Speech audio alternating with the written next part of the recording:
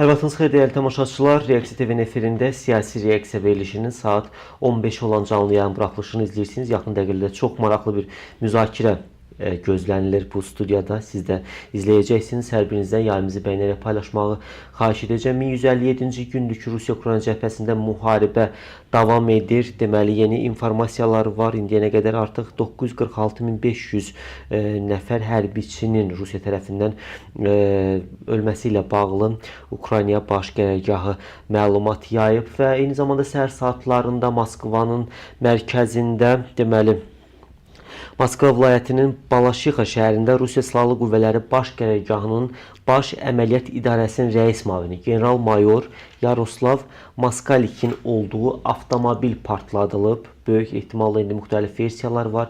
Bunun Ukrayna tərəfindən və yaxud digər qruplaşma tərəfindən təxribat olduğu ilə bağlı iddialar, fikirlər var. İlən dəqiqələrdə buna da toxunacağıq. Həmin görüntülər anbağın sosial şəbəkələrdə yayımlanıb. İndi irəliləyən dəqiqələrdə efir rejissorumuz həmin görüntüləri də efirə verəcək. Krımla bağlı məsələlər müzakirə olunur. Trampın açıqlamaları var. Eyni zamanda digər mövzuları da müzakirə edəcək. Artıq sayılı günlər qalır. 3 gün sonra İran prezidenti Məsud Pezeşkiyanın Bakıya böyük heyətlə səfəri gözlənilir. Səfərlə bağlı müəyyən fikirlər öyrənəcək studiyamızın qonağı ilə. Deməli, studiyamızın bugünkü qonağı professor, politoloq Qabil Hüseynlidir. Onunla irəliləyən dəqiqələrdə çox maraqlı müzakirə sizi gözləyir. Qabil müəllim, salamlayıram sizi.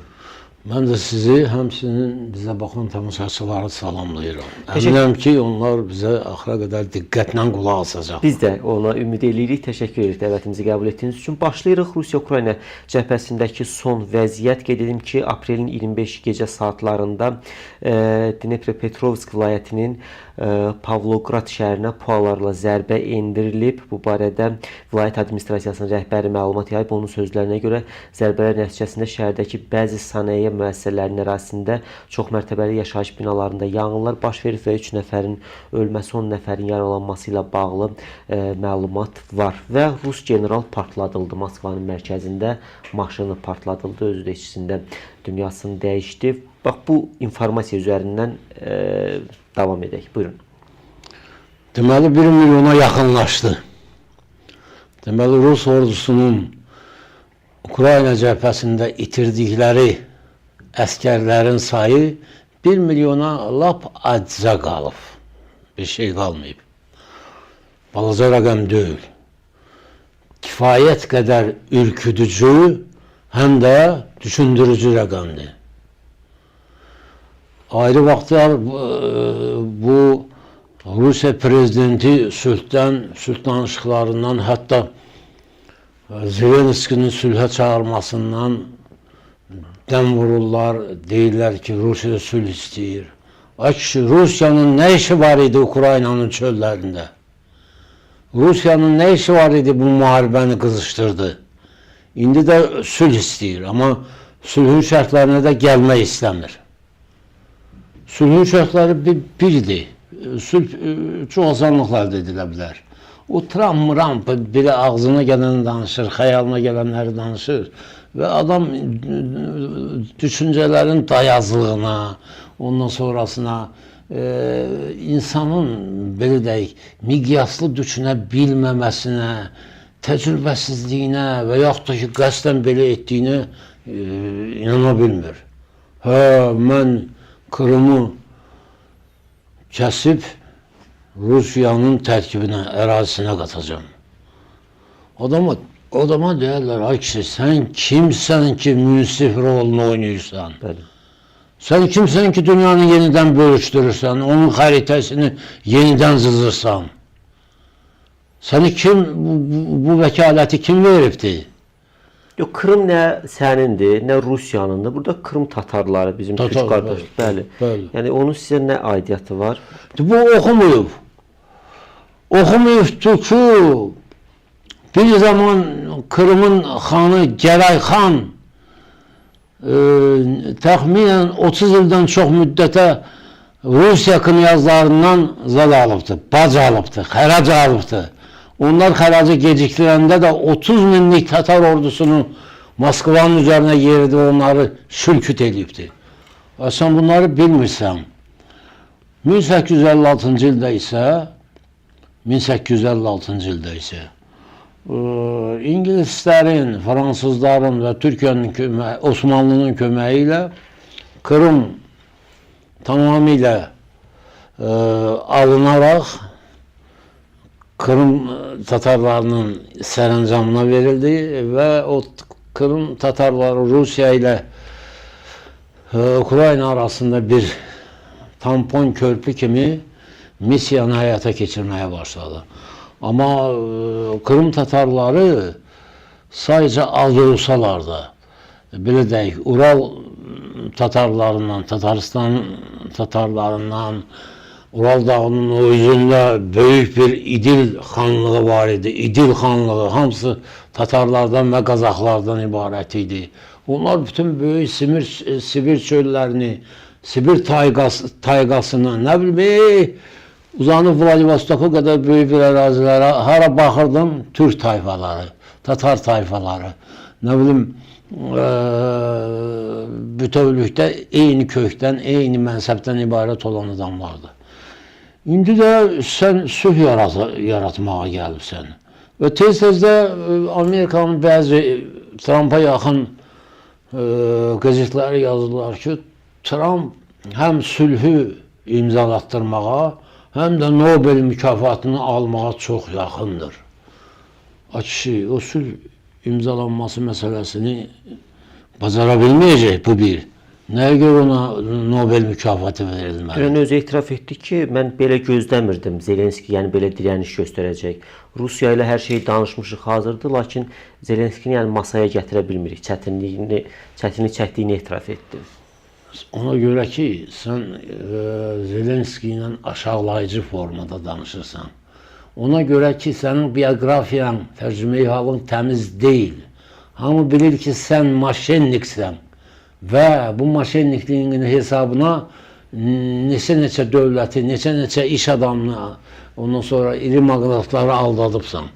İndi işə başlayanda tutarım ki, sülh müqaviləsini imzalayanmağa güya can attığını göstərəndə ayrıca bir adam ayırsan, xüsusi bir emisar ayır. Uytkov, bəli. Uytkov. Bu xəlvətcə dal qapıdan gedir. Elə bu günlərdə də Moskvaya gəlməlidir. Bugün gəlməlidir. Bugün, bəli. O dal qapıdan gedir, Putinlə görüşür, danışır, sövdələşir, qayıdır, gəlir, sənə xəbər verir. Sən də bunu heç kəsə necə deyirlər, müzakirə edir, heç kəslə fikrini bölüşmürsən. Elə bu yaxınlarda sənin o təcrübəsiz bir dövlət katibin var, ağzından şorba tökülür. O dedi ki, bu nə dövlət katibliyi idi ki, bütün məsələlər bizdən xəbərsiz, bizim xəbərimiz olmadan, statusu bəlli olmayan, statusu konstitusiyada yazılmamış adam tərəfindən gidilir, danışılır və gəlir. Qorxmayın, ay kişi, siz elə hesab edirsiniz, Trump bu məsələdən milyonları qazanacaq və ondan da bir quruş sizə düşəcək. Olmayacaq. Olmayacaq. Zelenski təmiz adamdır. Zelenski əlinə keçən 5 quruşu da öz xalqının rifahı üçün xərcləyəcək. Siz isə Putinlə nəsə gözləyirsiniz. Putin sizə rüşvət basıb, seçkilərdə sizə xeyli pul ötürdü. Neftdən gələn gəlirlər və yaxud da ki, o başıboş, gizli neft satışını, tankerlərlə neft, kölgə neft satışının gələn bunların hamısını bəli, Trump'ın seçkilərinə yönəltdi və mən əminəm ki, bu mənim şəxsi fikrimdir. Trump'ın udmasında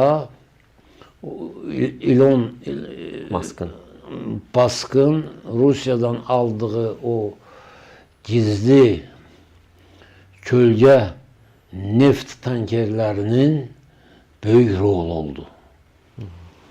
Atlantik okeanında, Sakit okeanda, Hind okeanında, nə bilim, müxtəlif Baltik dənizi boyu, başıboş, necə deyirlər, ona başıboş deyirlər, yəni kompasla reys üzrə getməyən tankerlər, ağzınacan bəzən 100 min ton xam neft götürən gəmilər okeanlarda sağa sola hərəkət edirdi.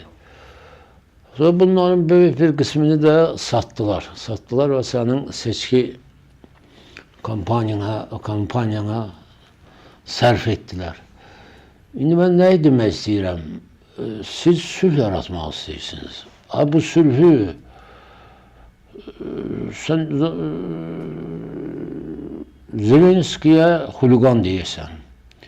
Zelenskiyə qeyri-qanuni quldurcasına prezident, yəni seçkilər yolu ilə yox, demokratik yolla yox, Legitim prezident hesab edirsən. Qeyri-legitim prezident hesab edirsən. Qeyri-legitim prezidentin yekəsi Putindir. Neçə illərdir, 30 ilə yaxındır ki, gah baş nazir olur, gah prezident olur. Rusiyada seçkilər keçirilir, zavallı Trump.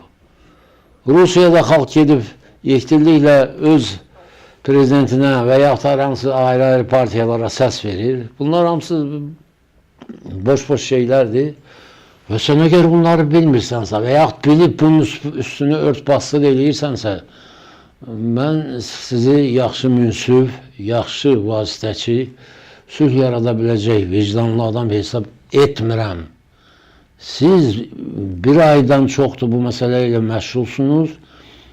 Bu bir aydan çox müddətə o qədər yanlışlıqlara, o qədər səhvlərə yol verirsiniz. Bir ay deyil, Qabil müəllim. Yanvarın 20-sində fəaliyyətə başlayıb artıq 3 ay 5 gün, 95 gün. Üzr istəyirəm, mən 95 gündür artıq, 100 günə yaxın. 100 günə yaxınlaşırıq mən. Sən heç nə eləməyirsən. İndi belə olan halda dünya mediasının, ondan sonrasına, dünya xalqlarının, Amerika xalqının da, Ukrayna və Rusiya xalqının da haqqı var ki, səndən tələb eləsin ki, sən meydana atıldın və qızışdırıcı sözlərlə sülhü yaradacam və 24 saat ərzində həmin bölgədə sülh hökm sürəcək. Və indi özü və Vens vasitəsilə də bir açıqlama mətbuata ötürüb ki, əgər yəni bu səylərimiz nəticə verməzsə, mən geri çəkilirəm, küsürəm, vasitəçi rolundan kənara dururam. Yəni nə bilirlər, özləri elə sintikli bir yəni görüntü yaratmağa çalışır. Bəli.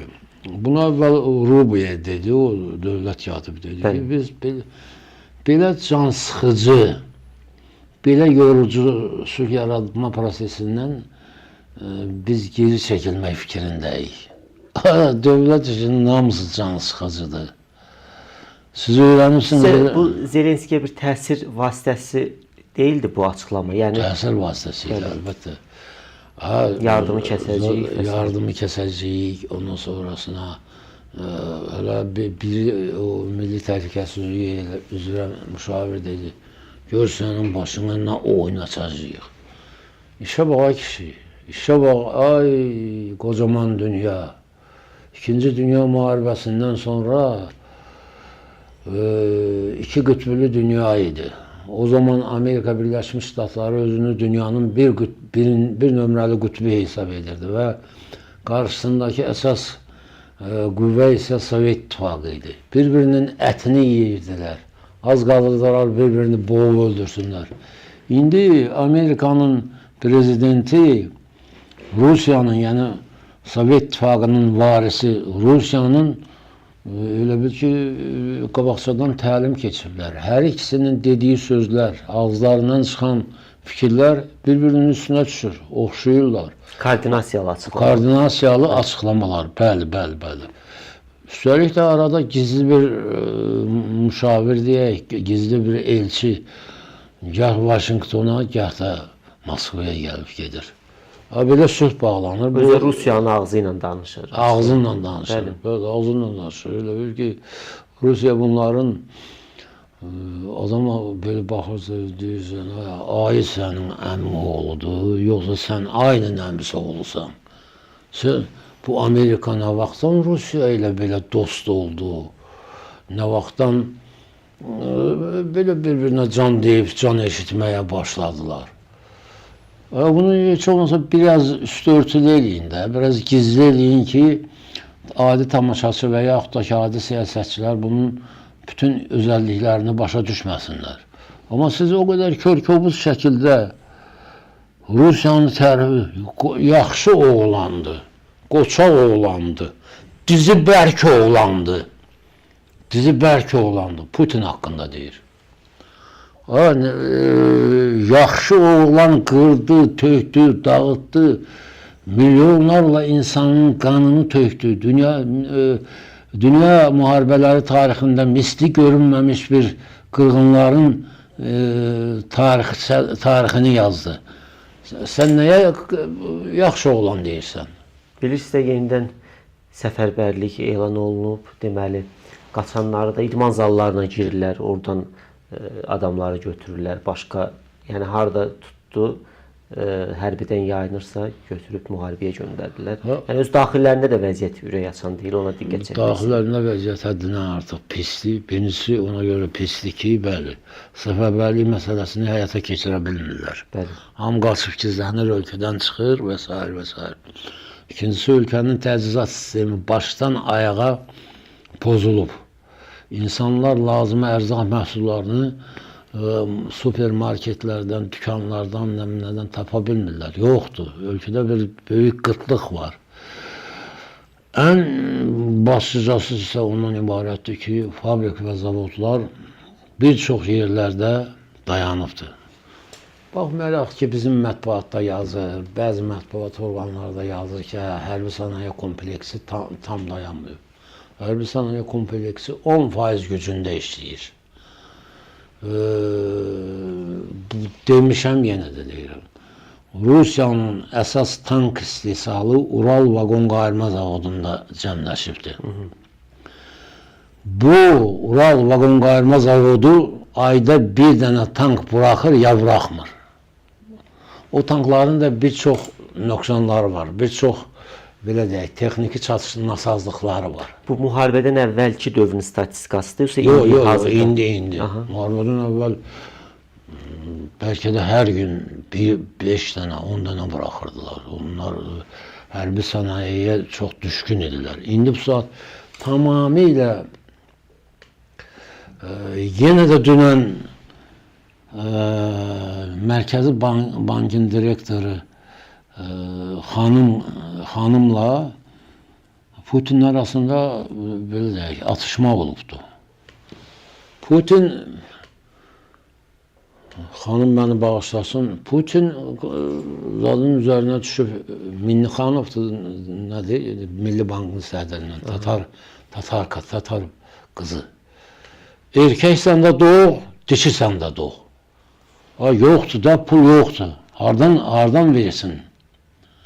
Deyirsən, yaxşı baxı ilə Milli Bankın ozarlarına, nədir, şöbələrinə, nə qədər valyuta varsa bunların hamısını çıxarıb Ehtiyat hissələri.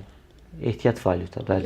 Ehtiyat valyuta, o valyutanı xalq bir zaman təmtəraqlı surətdə xalqın gələcəyi üçün mən bir fond yaradıram, bu fondu valyuta ilə necə deyirlər, doldururam. Onların hamısı xərclənib gedib, yoxdur. Əlini meşokun dibinə atırsan, əlinə saqqızdan başqa işinə gəlmir. Yoxdur, heç nə yoxdur. Ona görə də nədən olsun ki, indi Elon Musk arada bir onun tankerlərini zada dənizə çıxardırdı. İndi ondan da əl çəkibdi, küsüşüblər.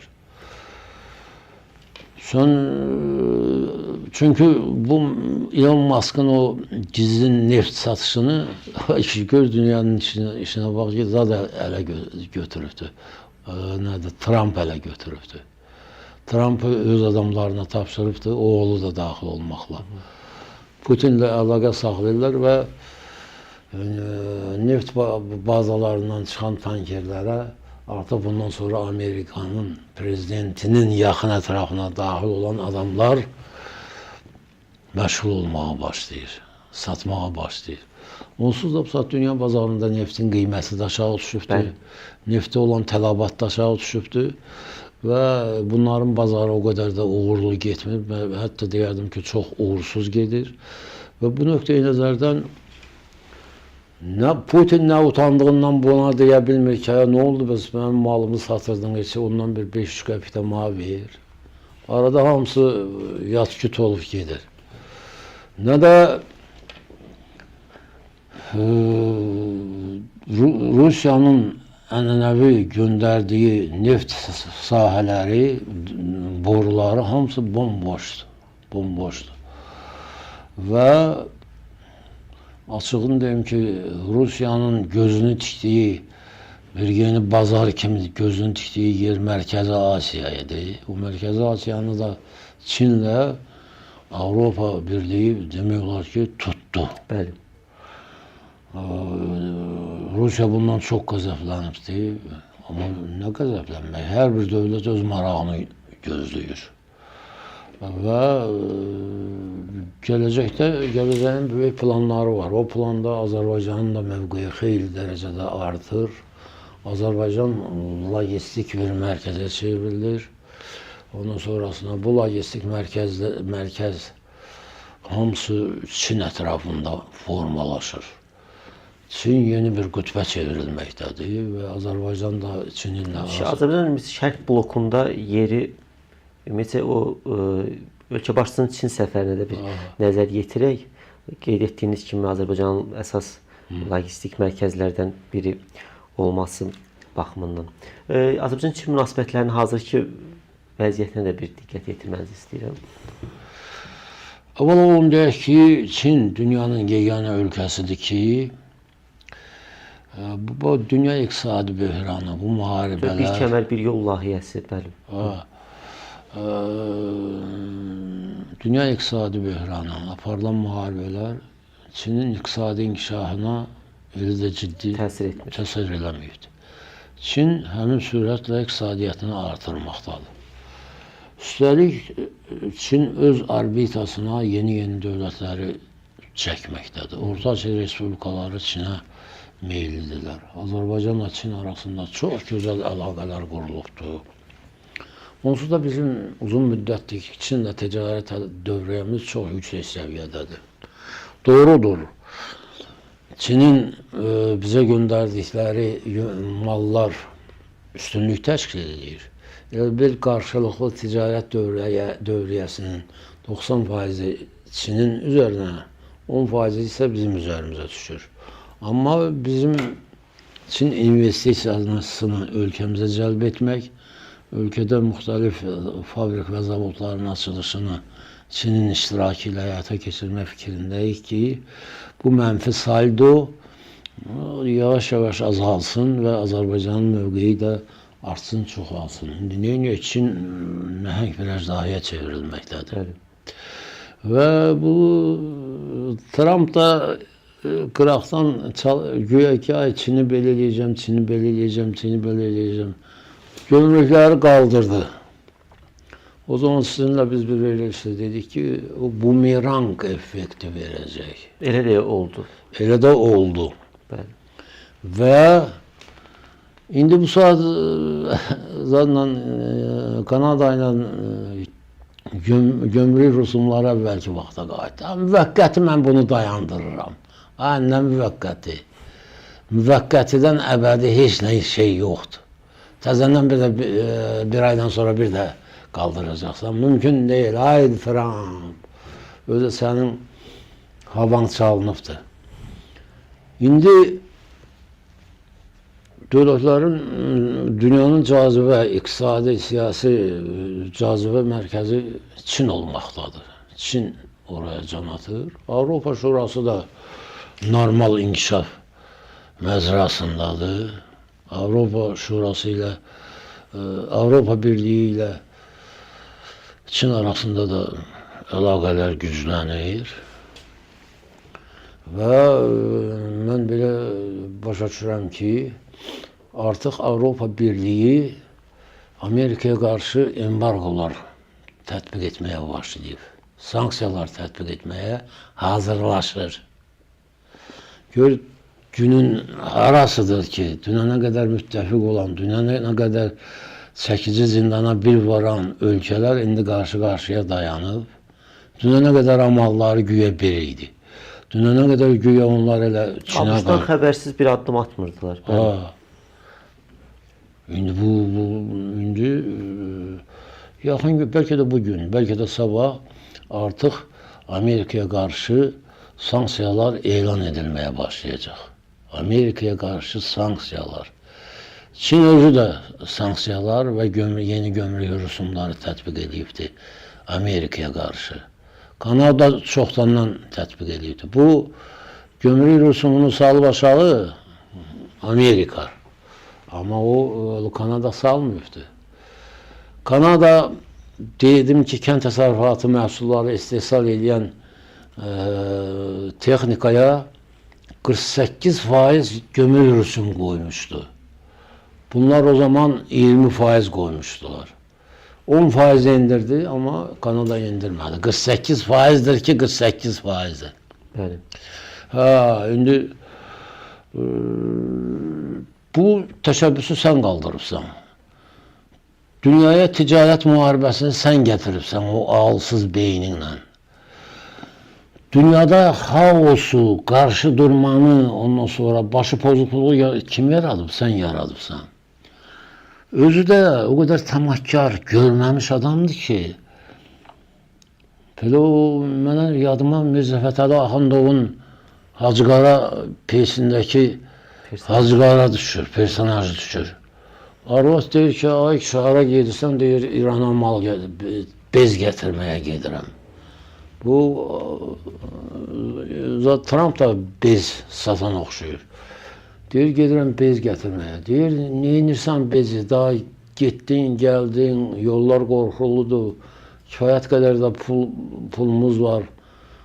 Uşaq aşıq toplayan kimi, axşama kimi pul toplayırsan. Arvad kişiyə deyir, uşaq aşıq toplayan kimi, axşama kimi pul toplayırsan. İndi bu da uşaq aşıq toplayan kimi, axşama kimi nə bilim, gəlir, mənfəət arxasınca düşübdür. Dünya çox pis dalana gəlib dirənibdir. Çox pis dalana gəlib dirənibdir. Bundan zəif ölkələr əziyyət çəkir. Çünki dünyada inflyasiya artıb. Bu inflyasiya təkcə bir ölkədə baş vermir, digər ölkələrə də təsir göstərir. Dünyada belə deyək, iqtisadi böhran artıq ona cəsarətlə ümumdünya iqtisadi böhranı deyə bilər. Çünki iqtisadiyyatın bütün sahələrini bürüyübdür. Bu nöqteyi nəzərdən özü dalğa bütün ölkələri vurur.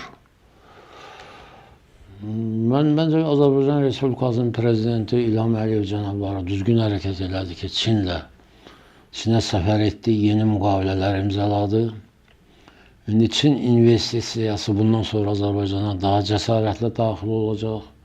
Yəni onsuz da çoxdandır ki, biz Çinlə ticarət əlaqələrini yüksək səviyyədə saxlayırıq və yeni dövrdə bu logistik yeniliklər Azərbaycana çox böyük mənfəət gətirməlidir. Yəni Zəngəzur dəmir yolunun bünövrəsi qoyuldu. Mən bir televiziyada deyirəm ki, dəmir yolunun Ermənistan tərəfindən bünövrəsinin qoyulması mərasiminə ölkənin baş naziri də gəlmişdi. Deyir, nə olsun ki, gəlmişdi. O olsun ki, dünənə qədər biz bu Zəngəzur dəmir yolunu ala bilmirdik, şose yolunu ala bilmirdik. İndi Azərbaycan prezidentinin Çinə səfərindən sonra o da başa düşdü, əvvəl də başa düşürdü ki, onun ölkəsi də bu logistik qovşağın bir hissəsinə çevrilir. Şərqə qapısı açılır, qərbə qapısı açılır, dünyanın hər yeri ilə ticarət əlaqələri genişlənir. Yəni biz Ermənistan bunu qabaqçıdan başa düşürdü. İndi əyani sürədə başa salındı ki, ay kişi, sən dünya logistika siyasətini bilmirsən. Heç olmasa onu Azərbaycandan öyrən. Ondan sonra bu indi gümrü dəmir yolunu Qarsdakı Bakı-Tbilisi Qars dəmir yolu ilə bunlar birləşdirmək istəyirlər. Yolları təmizləyirlər, düzəldirlər, təmir edirlər. Gözləyirlər ki, Türkiyə razılıq versin. Bundan sonra artıq Avropaya bunun pəncərəsi açılır. Özü bəli, gülə-gülə, həvəslə gəldi zadın Zəngəzur dəmir yolunun bünövrəsini qoydu. Özü də, necə deyərlər, belə gülümsər bir çöhrəylə. Bunun özü də böyük şeydir. Özü də, bayaq biz dəhliz deyirdik, dəhlizi qəbul eləmirdilər. Nə dəhliz, nə suveren ərazidən, Ermənistan ərazisindən keçirsə, orada bütün yollar bizə tabi olmalıdır. Dəhliz anlayışında qəbul elədilər. Yer gəlmişkən, normallaşma prosesi, sülh danışıqlarının hazırki mərhələsini necə qiymətləndirirsiniz? 17 bənddən 2 bənd qalır ki, razılaşdırılmamış və danışıqlar da davam edir. Bu danışıqlardan belə deyək, o 2 bəndin ən mürəkkəbi konstitusiyasının dəyişdirilməsidir, Ermənistan konstitusiyası. Ona 2027-ci ildə söz verirlər və 26-cı ildə və bəhanə kimi də bunu gətirirlər ki, referendum keçirilmədən eləyə bilmərik. Məncə bu məsələdə onların hüquqi sökənəcəyi var, hüquqi cəhətdən düzgün əsaslandırırlar. Amma ATƏT-in Minsk qrupunun ləğv edilməsi məsələsini şövqlə qəbul etmirlər. Əvvəl dedilər, qəbul edəcək, bəli, ATƏT-in Minsk qrupu. Paşinyan özü qeyd etdi ki, lazımsız bir qrup, biz imtina edirik, amma əməli addım yoxdur hələ ki. Əməli addım olacaq, qəbul edəcəklər.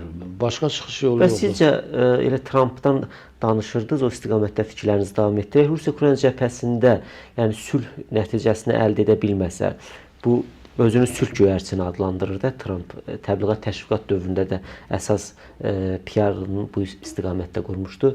Cənubi Qafqazda sülhə nail olmaq üçün Ermənistana hər hansısa bir formada təsir sərgiləyəcəkmi? Mən hələ ki Amerikada erməni lobbisi ona təsir göstərir ki, bu proseslərə təsir göstərsin. Yoxsa Trumpın hazırki gündəliyində Ermənistan yoxdur? Hazırki gündəliyində Ermənistan yoxdur. Aha. Amma Ermənistandan tutalım ki, Ermənistana Amerika təyyarələri uçur gəlir. Bəli. Desant qüvvələri uçur gəlir. Bu prezident səviyyəsində həll edilmir. Müdafiə Nazirliyi səviyyəsində həll edilir. Və bir də ki, ən mühüm, Trump çox sonra başa düşəcək ki, Çin artıq burada özünün bir pəncərə, bir qapı prinsipi üzrə orta xətt dəmir yolu və şosi yolu xəttini qurub, demək olar ki, qurtarmaq üzrədir. İndi ermənilər o 42 kilometri də çəkəndən sonra Bakı Tbilisi Kars hazır bir dəmir yolu xətti. Şimal-cənub, şimal Rusiyadan gələn və İranın cənubuna çıxan Badikübə, nədir belə bir adı var, ora çıxan, Sakit Okeana çıxan ərazisinə qədər gedən dəmir yolu xəttidir. Dünyanın ən uzun dəmir yolu xəttidir və bu da işə düşməyinə çox az qalıbdır. Hamısı da Azərbaycandan gəlib keçir. Hamısı da Azərbaycanın içərisindən keçir. İndi ermənilər hazırlıq veriblər, 42 kilometr özləri çəkəcəklər, çəksinlər. O da 5-6 aya çəkilib hazır olacaq. Və bunlar hazır alandan sonra Azərbaycan dünya logistika qovşağının mərkəzinə çevriləcək. Və dünyanın əksər ticarət məskənləri gəlib Azərbaycanın içərisindən keçəcək. Bax, sadə bir misal çəkim. Bizim orta sahibkarlıq zəif inkişaf edib də, gəlin etiraf edək. Bunlar gedirdilər Çindən ya Urumçidən, oradan biri telefon alırdı, biri televizor alırdı, biri nə alırdı. Bunu təyyarədə gətirirdilər, qoltuqlarında, təyyarənin içərisində. Dubaydan da həmçinin bu cür, Dubay daha zəngin bir bazardır. İndi isə Əgər şimal-cənub dəmir yolu xətti işə düşəcəksə, düşəcək, bu yaxınlarda işə düşəcək. Bəli. Dubai ilə bu İranın Sakit Okeanına çıxan, belə Hind Okeanına çıxan limanı arasındakı məsafə 50 kilometrdir. 50 kilometr.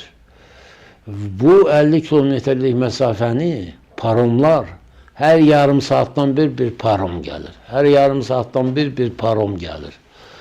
O paromlar indi bizimki baha qiymətə, az miqdarda bir şeyi yazıq, qorxa-qorxa təyyarəyə minib gətirirdisə, indi gətirəcək orada dəmir yoluna təhvil verəcək, gömrük rüsumunu ödəyəcək və oradan qatara vurulacaq.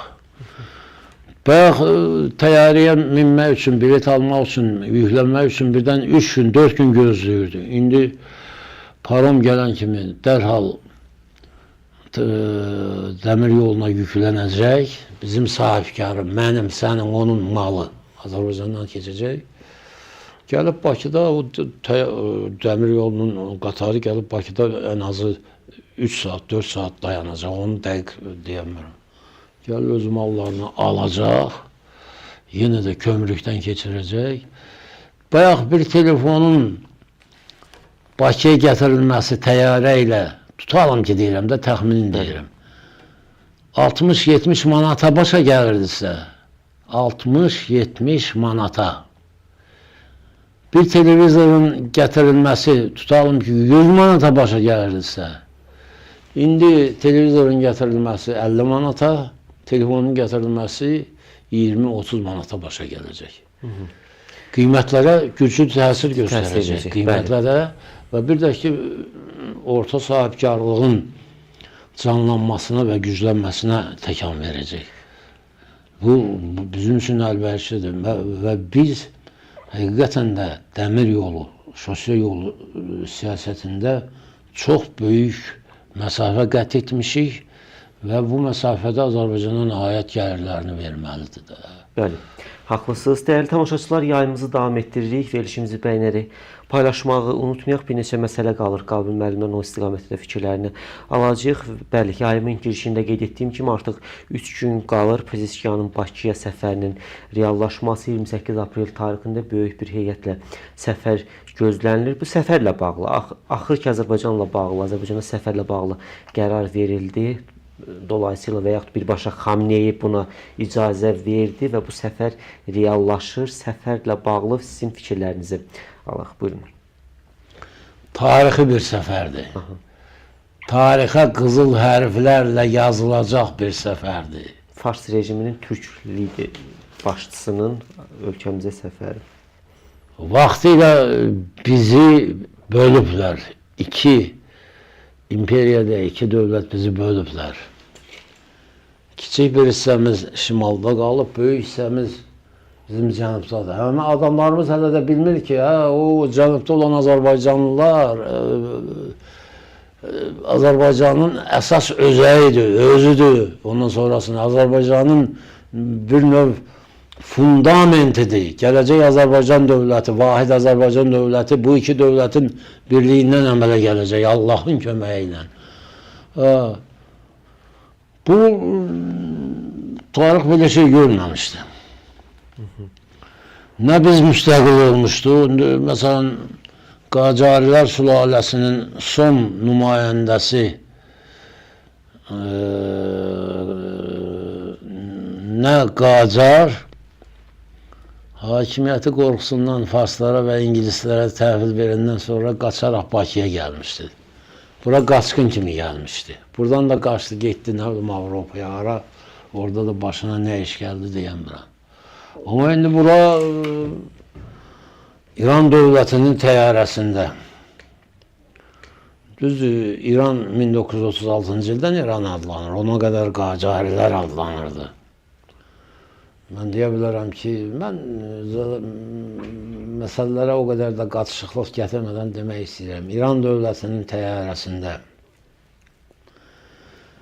İran dövlətinin prezidenti milliyyətcə Azərbaycanlı olan, çox zamanda Azərbaycanca danışan, Azərbaycanca şeir oxuyan bir insan, çox təcrübəli bir insan, gözəl bir cərrah, gözəl bir həkim. Ondan sonrasına Cənubi Azərbaycan şairlərinin, şeirlərinin çoxunu sinədəftər bilən bir insan, həmçinin İran iqtisadiyyatını gözəl bilən, ən başlıcası isə gözəl həkim, o təyyarədən enəcək müqəddəs Azərbaycan torpağına,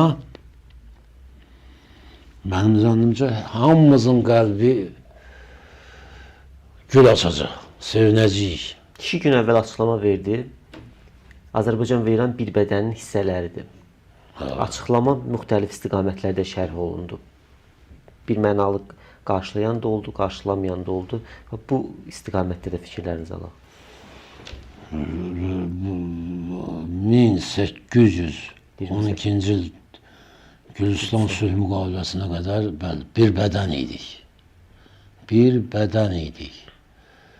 1000 il idi ki, o bədəni Türk qövmünə məxsus olan, türkçə danışan adamlar idarə eləyirdi. Qacarilər, nə bilim,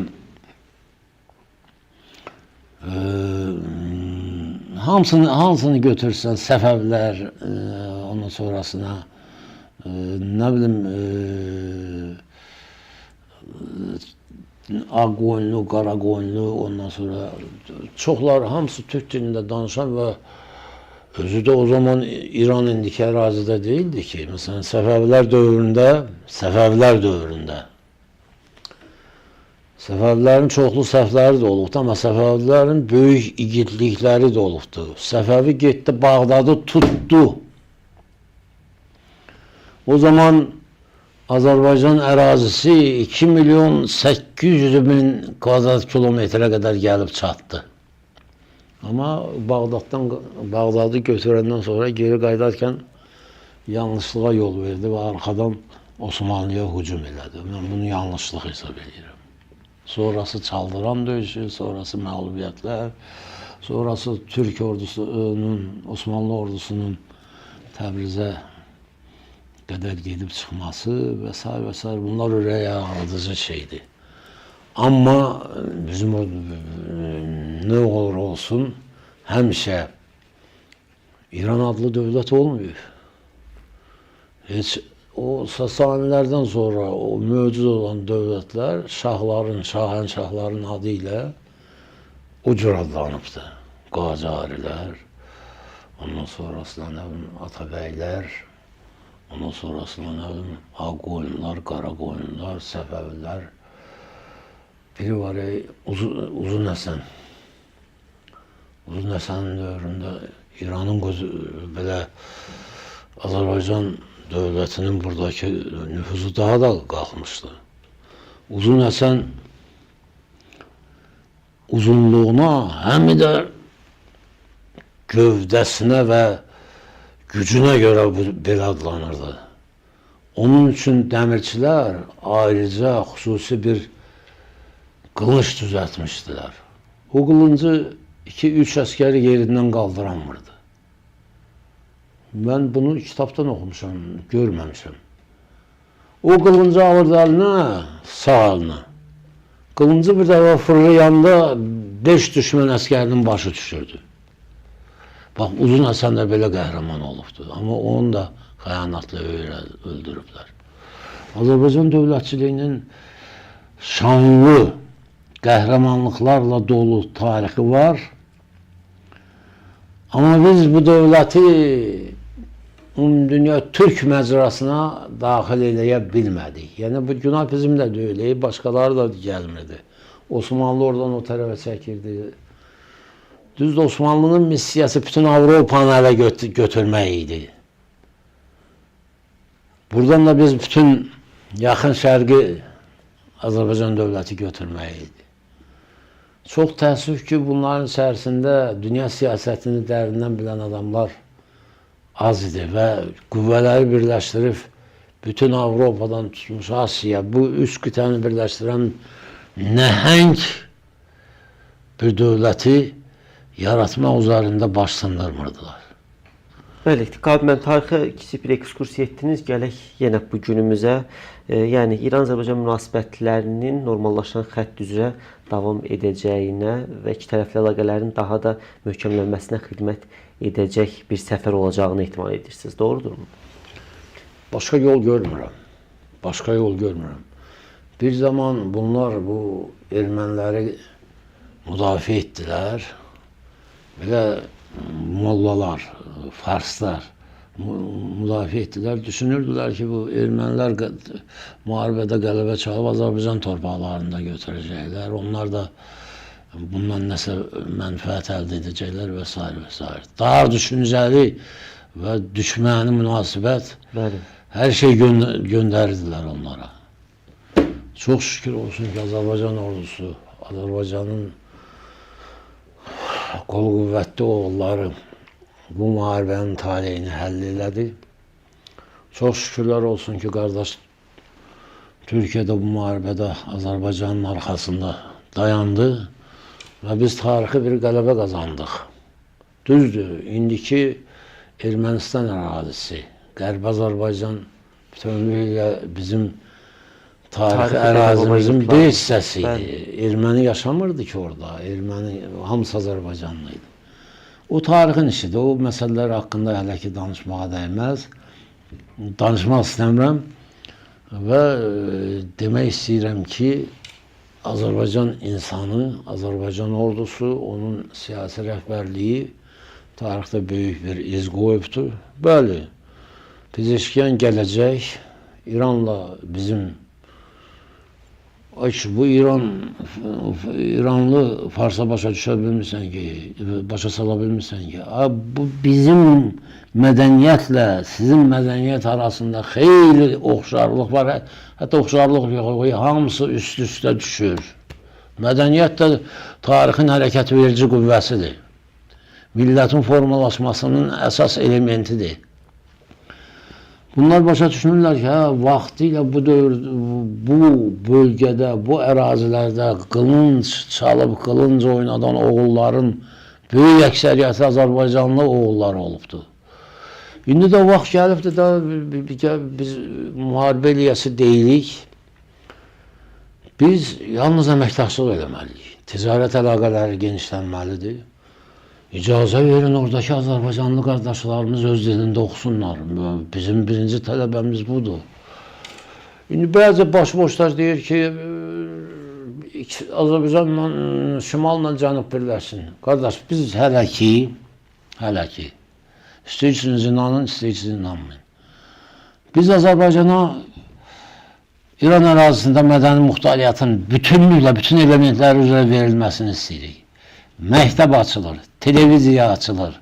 Ondan sonrasına bizim yazıçılarımız, şairlərimiz öz dillərində yazır, oxuyur. Şəhriyarın bir şeiri bu Pezeşkiyanın dilində əzbərdir. Heydər Baba. Bəli.